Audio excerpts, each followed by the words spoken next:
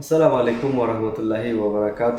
ሰላም ጤና ይስጥልኝ ውድ የተከበራችሁ አድማጭ ተመልካቾች እንዲሁም በመላው ዓለም ላይ የምትገኙ ውድ ኢትዮጵያኖች በያላችሁበት ሰላምና ጤናን እየተመኘው የምሽቷን አጠር ያለች መረጃ ወደ እናንተ ይዤላችሁ መጥቻለሁ። እስከ ፍጻሜው ድረስ አብራችሁን ቆዩ። ክቡራን አድማጮች ዶክተር ደብረጽዮን ገብረ ሚካኤል የሚያስቀውንና ያችን እጅግ በጣም የምታዝናናውን የምታስፈርከውን መግለጫ አውጥቷል። እንዲሁም ደግሞ ስለ መከላከያ ሰራዊታችን ቁመና የአውደ ውጊያውን ሁኔታ የምሽቱን አውደ ውጊያ እንደዚሁ አጠር አድርጌ የማቀርብላችሁ ይሆናል። እስከ ፍጻሜው ድረስ አብራችሁን ቆዩ። ከዛ በፊት ለዚህ ዩቲዩብ ቻናል ቤተሰብ ያልሆናችሁ ሰብስክራይብ እያደረጋችሁ የቤተሰብ አባል እንድትሆኑ ስል ጋበዝኳችሁ። እሺ፣ በመጀመሪያም ስለ ዶክተር ደብረጽዮን ገብረ ሚካኤል ስላወጣው መግለጫ ስንሄድ ዶክተር ደብረጽዮን ገብረ ሚካኤል የተባለው የአሸባሪው ሊቀመንበር ያወጣው መግለጫ እጅግ በጣም የሚያዝናናና የሚያስቅ በእውነት ጨዋታቸው እጅግ በጣም የማይጠገብ የሆነ ነው። አሁን ሲሄዱ እንደ ድራማ የሚያደርጋቸዋል። ከስታሊን የበለጡ የሆነ ነው። ስታሊን ነበር እኔ በጣም ቀልዱ የማይጠገብ መሆኑን የማውቀው። ነገር ግን አሁንም እነ ዶክተር ደብረጽዮንም እንደዚህ የሆኑ ያለበት ሁኔታ ላይ ናቸው።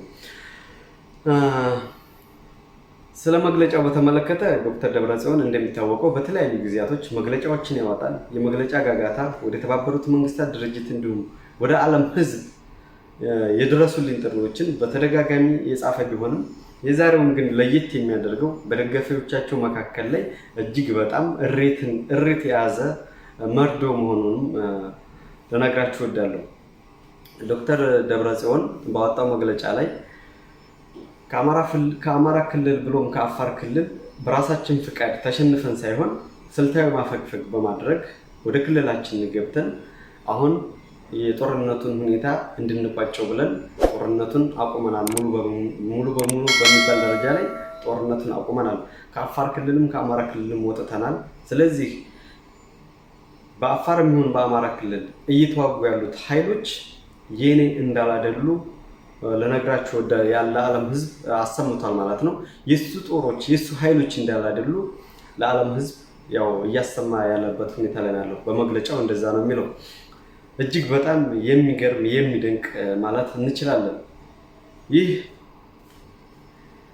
የጁንታው ቡድን የጁንታው አመራር ዶክተር ደብረጽዮን ጄሌዎቹን አማራ ክልል ብሎም አፋር ክልል ሂዱና ዘርፋችሁ ህዝብን አንገላታችሁ አውድማችሁ ንብረት ያገኛችሁትን ንብረት ዘርፋችሁ ይዛችሁ ነው ብሎ ከላካቸው በኋላ አሁን እየተዋጉ ያሉት በአማራ ክልል ውስጥ ያሉትም በአፋር ክልልም ያሉትም ኃይሎች የኔ አይደሉኝም አይመለከቱኝም ሲል በአደባባይ ሽምጥጥ አድርጎ ካዳቸው።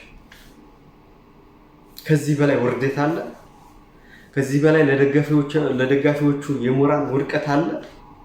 ለወታደሮቹ ሲሆን በየትኛው የመከላከያ ህግ ነው እንደዚህ የሚለው? ተዋጊዎቹን ወታደሮቹን የሚክደው ምን አይነት ህግ ነው? በየትኛው ሀገር ነው? እጅግ በጣም የሚያሳዝን በእርግጥ ከነሱ የሚጠበቀው ይሄን ነው።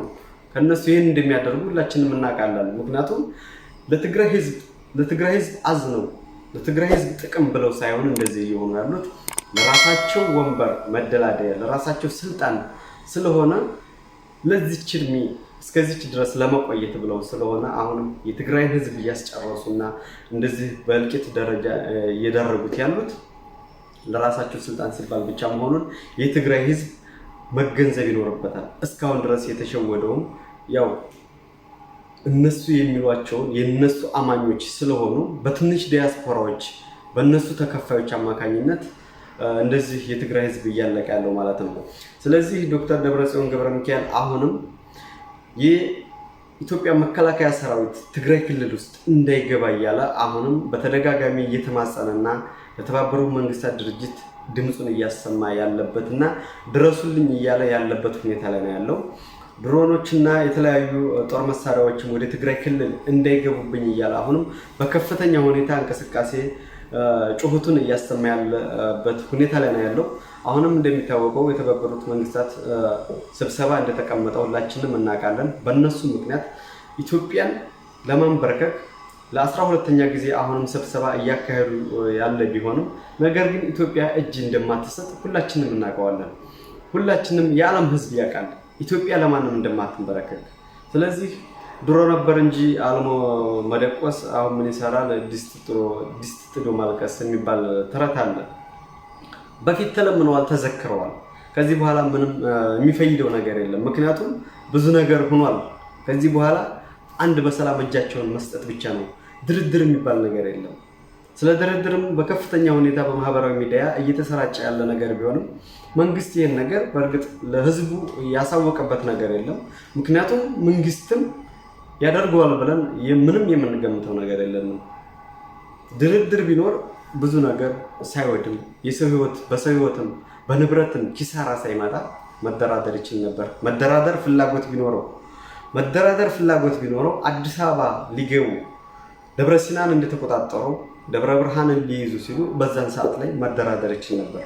አይ መደራደር እችላለሁ በቃ እንደራደር ማለት ይችል ነበር። ነገር ግን አሁን ጦርነቱ አልቋል። ጦርነቱ ያለቀው ጉዳይ ነው። ስለዚህ ድርድር የሚባል ነገር የለም። መንግስትም አያስበውም በተአምር። ይህ ከኛ ፋብሪካን ከተለያዩ ተከፋይ ሚዲያዎች ላይ የሚመጣ ካልሆነ በስተቀር ይሄ ድርድር የሚባል ነገር የለም። ምንድነው የሚደራደረው?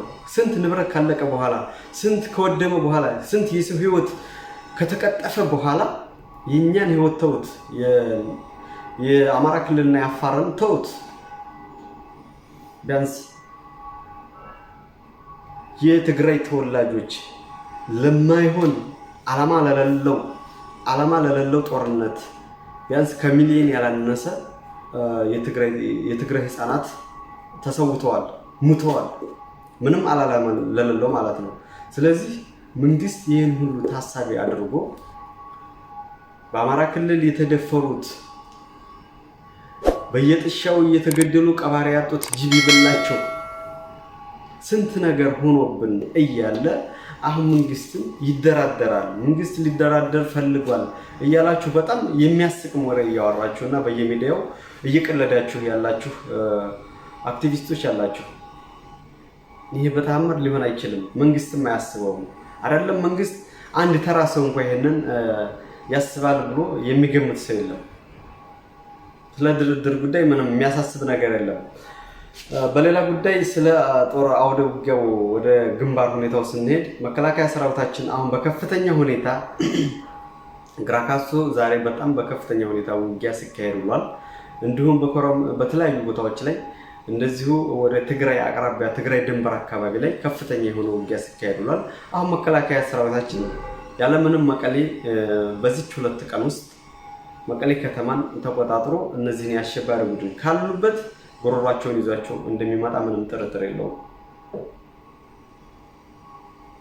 ፋኖና ልዩ ኃይሉ የአማራ ልዩ ኃይል እንዲሁም የአፋር ልዩ ኃይል እንዳይገባ በተወሰነ ነገር ጫና እናደርጋለን የሚሉ ኃይሎችም የሚሉ እንትኖችም አሉ፣ እየተሰማ ነው። ይሄም ሊሆን አይችልም።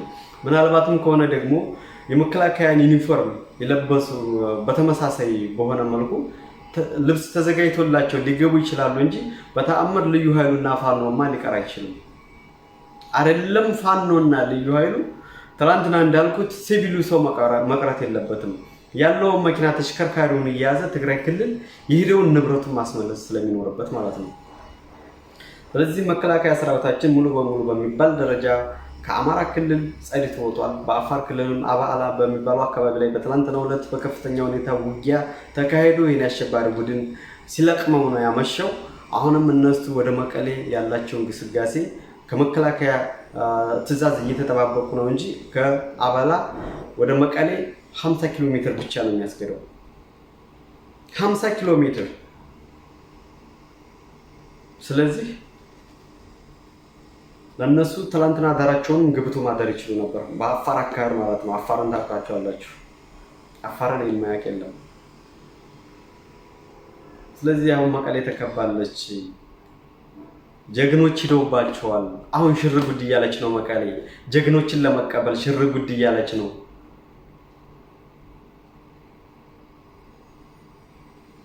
በሌላ አንድ የጥንቃቄ መልእክት የማስተላልፈው አሁን በአማራ ክልል በሰሜን ወሎ አካባቢ ላይ የጁንታው ቡድን ጣሻ ለጣሻ የከረመው አሁን ሲቪል ተመሳስሎ የዛን አካባቢ ህብረተሰብ ተመሳስሎ ሊወጣ ስለሚችል ከፍተኛ ጥንቃቄ የሚደረገው እዛ ላይ ነው።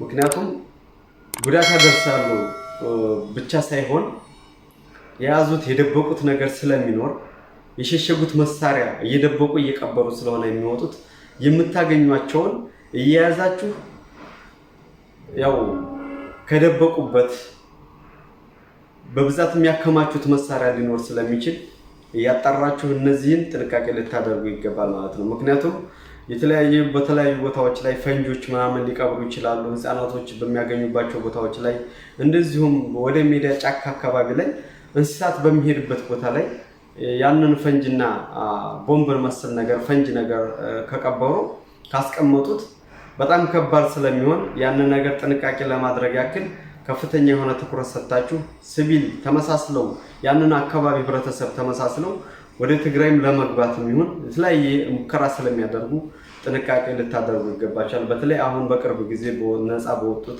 አካባቢዎች ላይ ሰሜን ወሎ አካባቢ ላይ ማለት ነው። ስለዚህ